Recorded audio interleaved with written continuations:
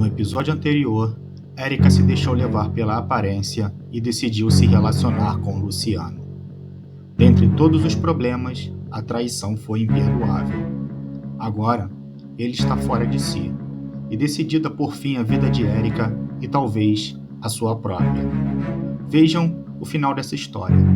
Deixe seus comentários e se inscrevam no canal para acompanharem mais contos como esse. E não se esqueçam de prestarem bastante atenção, pois pode acontecer com vocês.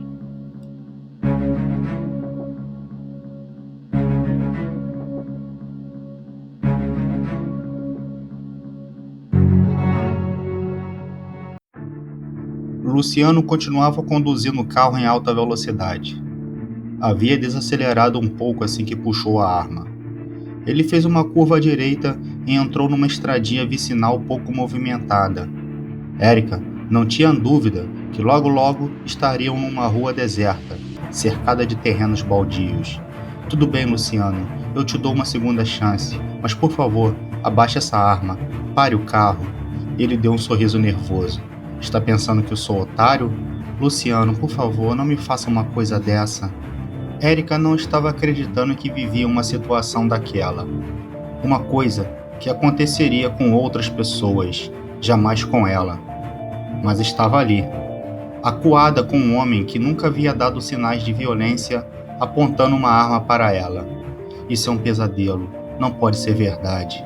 Por um momento, a atmosfera ficou rarefeita e pareceu mesmo fazer parte de um sonho ruim. E como seria bom poder acordar e sair daquela situação. Mas a cruel realidade não podia ser desfeita com o simples abrir dos olhos. Pense bem, Luciano, você vai jogar tudo fora, tudo que batalhou para conseguir por causa de um término de namoro? As pessoas me viram entrando no seu carro, cedo ou tarde acabam te encontrando, não desperdice sua vida por tão pouco.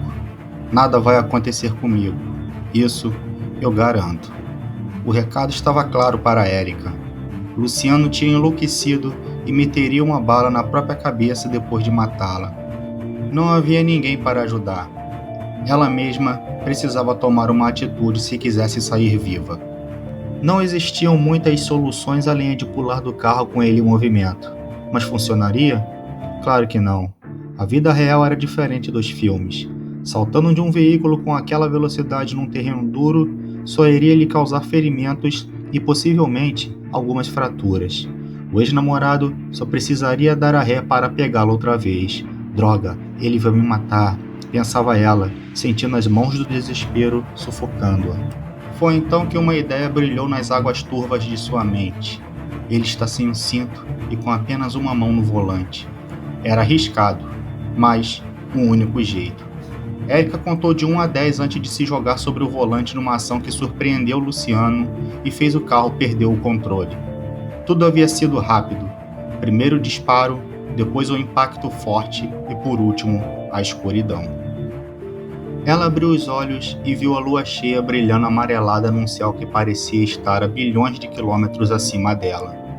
Com dificuldades e um pouco tonta, se desprendeu do cinto de segurança e puxou seu pé direito preso aos ferros retorcidos do carro. Luciano, um alerta em sua mente, a fez se lembrar do que tinha acontecido e a olhar para o lado. Ele estava entre as ferragens, com o rosto desfigurado e coberto de sangue. Mesmo assim, ela saiu às pressas do carro temendo que o ex-namorado ainda estivesse vivo e disposto a matá-la.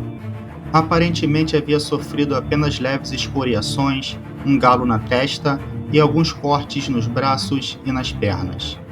O pé direito doía, talvez estivesse quebrado, mas sua maior preocupação era procurar um ferimento à bala. Luciano atirou quando Erika pulara sobre o volante, mas não a atingiu. Ao que parecia, o pesadelo tinha acabado com aquele louco morto. Um pouco mais aliviada, caminhou em passos trôpegos saindo do matagal para dar uma olhada em que havia batido. Ela tinha visto um vulto de um poste antes da colisão, e foi bom que tenha sido isso, pois não queria envolver ninguém naquele ato de desespero. Mas não havia sido um poste. Ai meu Deus! O veículo com o qual o carro de Luciano tinha se colidido havia se reduzido a uma pilha de ferro retorcido com as rodas para o ar. Perda total. diria o pai de Erika, um mecânico de mão cheia. O desespero estava de volta, agora por razões diferentes. O primeiro julgamento era que não havia sobreviventes em decorrência do estado do automóvel que começava a pegar fogo. Ela se aproximou na intenção de tirar os corpos de lá. A família deles não merecia enterrar seus entes queridos em caixões fechados. Havia uma mulher que fez uma expressão de dor quando Erika desprendeu do cinto e ela caiu sobre o teto. Graças a Deus está viva, Erika disse, puxando a mulher para fora. Mas a moça parecia que fazia força para não sair, o que levou Erika ao desespero. Você tem que sair daí, esse carro vai pegar fogo. Erika tirou forças de onde não tinha para puxar a mulher. O calor das chamas já podia ser sentido e seria questão de minutos para que tudo fosse dominado pelo fogo. Quando tudo parecia que acabaria bem, ouviu da mulher: Minha filha está no banco de trás. Os olhos de Erika se arregalaram e sua espinha se congelou. Por alguns segundos, ela simplesmente não conseguiu se mexer. A morte de uma criança mudava tudo. Mesmo que ela tivesse agido para escapar das garras de um louco, nada limparia sua consciência de ter matado, mesmo sem intenção, uma menina com toda a vida pela frente. Calma, filha, a mamãe vai te tirar daí, gritava a mulher, tentando acessar o banco de trás. Erika se aproximou para ajudá-la e outro milagre, um choro de uma criança. Que Deus fosse louvado, a menina também estava viva, mas havia se precipitado em comemorar. Os ferros retorcidos impossibilitavam que a filha da mulher fosse retirada de uma maneira simples e manual. O carro, que devia ter capotado umas 7 vezes, se chocou contra uma árvore, deixando apenas uma pequena brecha para que a menina fosse vista. Ela não estava machucada. A cadeirinha a salvara. Chorava porque tinha medo. Contudo, o fogo já criava um halo alaranjado acima delas. Erika, que há poucos segundos louvava a Deus por ter poupado aquela menina de um acidente feio, agora se perguntava se ele poderia ser tão cruel assim em deixar que uma criancinha inocente morresse queimada, confinada em um veículo destruído. Vem com a mamãe, filha. A mulher estendia a mão pela fresta para que a filha se soltasse da cadeirinha e fosse até ela. Mas estava cega pelo desespero. A criança, que ainda não tinha largado a chupeta, não passaria por aquela fresta. Erika manqueteou numa corrida cômica de volta ao carro de Luciano para pegar o extintor. No caminho, imaginou encontrá-lo vivo e com a arma na mão, dizendo: se não for minha, não será de mais ninguém. Mas ele continuava morto, e o extintor saiu facilmente. Contudo, não foi suficiente para apagar o incêndio. O máximo que conseguiu foi deter um pouco as chamas, dando à mãe um pouco mais de tempo. Ela voltou a atenção à mulher desesperada, que visava atirar a filha de dentro do veículo em chamas. A mãe agora tentava aumentar a fresta com as próprias mãos, exercendo uma força muito longe de ser suficiente. Erika supôs que nem o homem mais forte do mundo seria capaz de tal feito, mas o instinto de mãe impedia que a moça enxergasse isso. O calor do fogo já ficava insuportável. A responsável pelo acidente sentiu um hálito quente que a afastou do carro. Foi como ficar de cara com as brasas de uma churrasqueira. O fogo já dominava quase 70% do carro e não havia mais nada que pudesse ser feito. Erika ameaçou se aproximar novamente para tirar a mulher dali, pois se ela continuasse insistindo na impossível tarefa, acabaria morrendo junto. Mas ela não teve coragem. Não podia falar para uma mãe deixar a própria filha morrer para salvar a própria pele. Ajoelhou-se, desejando 2 coisas: que Luciano sofresse no inferno por ter feito tudo aquilo acontecer e que Deus poupasse aquela criança de todo o sofrimento, que morresse antes de as chamas a alcançarem. Uma língua de fogo surgiu pelo para-brisa e escondeu o corpo da mulher. Estava tudo acabado. Mãe e filha estavam mortas. Erika abaixou a cabeça e começou a chorar. Por que, Deus? O que quer provar me fazendo passar por tudo isso? As chamas atingiram um tanque de combustível e uma bola de fogo se ergueu, queimando as folhas do cume da árvore.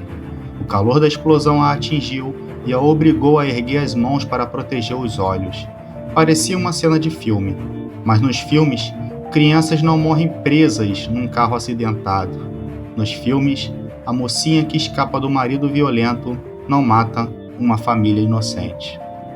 Érica chorava copiosamente com as mãos cobrindo o rosto e desejava ter morrido pelas mãos de Luciano para não ter que sentir a devastadora culpa que sentia agora.